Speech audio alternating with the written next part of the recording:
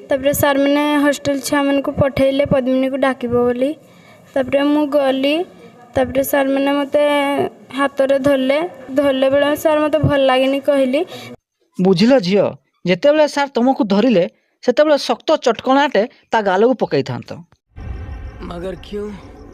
ए हेउछंती जणे गणित मास्टर किंतु मु कहिबी ये हेउछंती जणे किस मास्टर।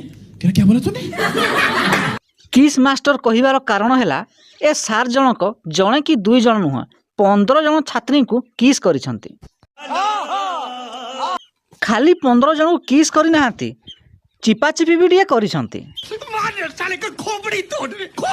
ए कथा नहीं निजे छात्री जनक कौन कहउचंती आसंतु सुनिबा। राशन खाता देकर आसला बेले सार कहला आस टिके गेल करदेव तापर आम डाकले बेले आम गलु तापर किस देले आ सुनिले तो छात्री जनक कौन